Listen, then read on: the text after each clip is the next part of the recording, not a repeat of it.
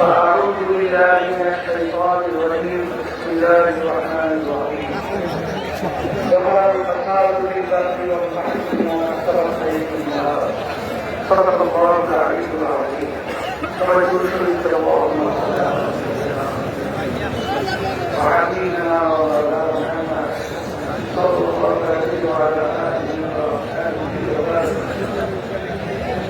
ইসলামে আমাদের বাংলাদেশের সর্বোপরি একটা সংগঠন ইসলামী যুব আজকের ঐতিহাসিক উত্তরে আজকের যে যুবকরা যে সম্মেলন আমাদেরকে উপহার দিয়েছে আমি বলবো ঐতিহাসিক বয়সের ঐতিহাসিক যুব কংগ্রেস লক্ষাধিক যুবক উপস্থিত হয়েছে। আমি যেটা অনুমান করেছি কথা আমি তোমাদেরকে ধন্যবাদ জানাই, কারণ আমাদের আশা চিন্তা আকাঙ্ক্ষা আমরা যে মাঝে মাঝে কাজ করছি তার আজকে আমাদের আশার অনেকটা বাস্তবতা তোমাদের তোমরা আজকে আমাদেরকে দেখিয়েছে। আদায় করি আল্লাহ রাব্বুল আলামিন তোমাদেরকে কথা বেশি লম্বা না করে, যেহেতু আসলে নামাজের সময় একেবারে এসে গেছে, আমি যুব কনভেনশনের মাধ্যমে আমি তোমাদের সামনে যে আয়াত শরীফ তেলাওয়াত করেছি, আয়াতের মাধ্যমে গুরুত্ব বোঝাতে চাই। আল্লাহ রাব্বুল আলামিন বলেছেন জিহাদ করো করার মতো। আজকে তোমরা জানো বাংলাদেশ সহ তামাম দুনিয়ার মধ্যে যে নীতি আদর্শ বাস্তবায়নের চেষ্টা করছে, সেই নীতি আদর্শের মাধ্যমে মূলত দুনিয়াতে শান্তি ব্যক্তি পর্যায় থেকে শুরু করে সমাজ রাষ্ট্র কখনো দেখে নাই, কোনোদিন পায় নাই, পাবে না।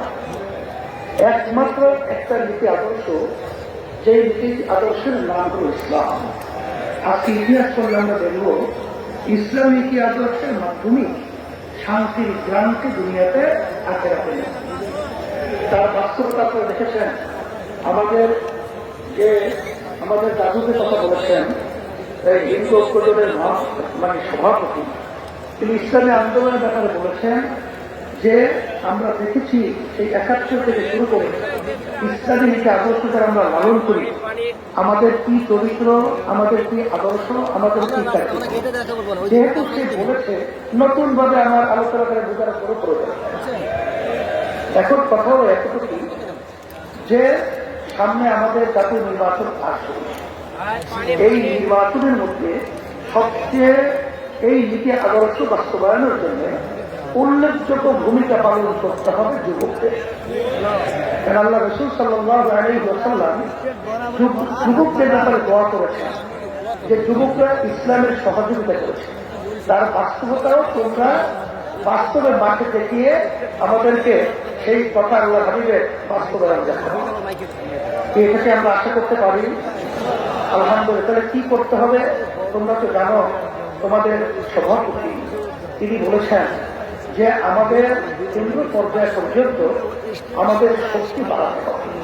এই শক্তি বাড়াতে হলে আব্বাজান রহমাতুল্লাহ আলাইহি তার যে ঘোষণা ছিলেন ঐতিহাসিক, যে মাসের কমপক্ষে 4 জনকে তোমরা দাওয়াত দিবা, ইসলামের পক্ষে নিয়ে আসা। সেখানে সেন্টার ভিত্তিক প্রত্যেকে যদি আমরা মাসে 4 জন আমরা সেই সেন্টার ভিত্তিক দাওয়াতের মাধ্যমে ইসলামের পক্ষে তৈরি করতে পারি, আমার মন বলছে সেদিন বেশি দেরি নয় যে বাংলাদেশের মধ্যে রাষ্ট্রীয় পর্যায়ে ইসলামী নীতি আদর্শ আল্লাহ রহমতে বাস্তবায়ন হবে। এই কাজটাকে আমরা করতে রাজি আছি, আল্লাহ তো কবুল করে নেয়। সাথে সাথে আমি বিশেষ করে 53 বছর স্বাধীনতা যারা দেশ পরিচালনা করেছে তাদের নতুন কিছু বলার মতো, বাংলাদেশের মানুষকে নতুন ভাবে কিছু উপহার দেওয়ার মতো নতুন কোনো কথা তাদের মধ্যে নাই, আর দ্বিতীয় পারে। কারণ আমরা সেটা দেখে ফেলেছি। গ্রাম্য একটা কথা আছে, সে ওই বোদা পা দিয়ে যাত্রী করার শক্তি থাকে না, এটা আমাদের জানা হয়। আপনারা যে 53 বছর পরিচালনা করেছেন, আমাদেরকে আপনারা কি দিয়েছেন, আর নতুন ভাবে আমাদের পা দেখে ভয় দেখালো আসলে খেয়ে লাভ নাই। এখন পরিবর্তন করতে হবে। আর যদি এর পরিবর্তনের সুযোগ এখন 5ই আগস্টের পরে ইসলামের পক্ষে যেভাবে তৈরি হয়েছে এত সুন্দর ইসলামের পক্ষে পরিবেশ তৈরি হয় না। আমি কোরআনের সামনে আয়াত শরীফ তেলাওয়াত করেছি। আল্লাহ আমাদের জিহাদ করার কোরআনের মতো এখানে আমাদের কার্যক্রমগুলি কোরআনের মতো করতে পারি। আল্লাহ বলছে কোরআনের কথাই আল্লাহ যদি মাথা উঁচু করে তাহলে পারবে না।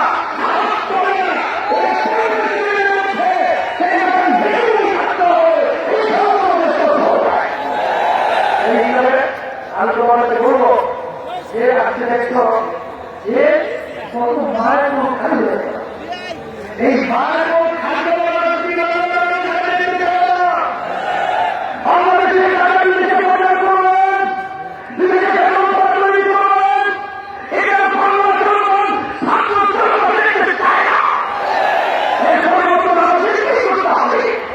এই পরিবর্তনের জন্যই যদি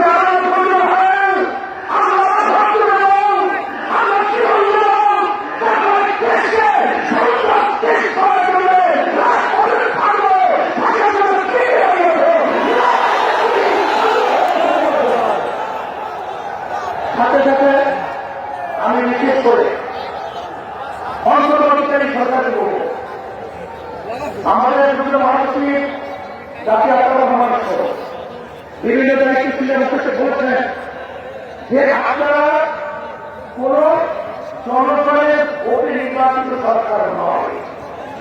আপনারা হয়ে গণঅভ্যুত্থানের অভ্যুত্থান, ছাত্র জনতা হাজার হাজার মায়ের খালি করার ভিড় হয় আপনারা কিন্তু আপনাদের কার্যক্রমগুলো আমরা অনেকাংশে প্রস্তুত আমাদের দুঃখ হয়, আপনাদের দুর্বলতা কোথায় কেউই বলতে চাই না।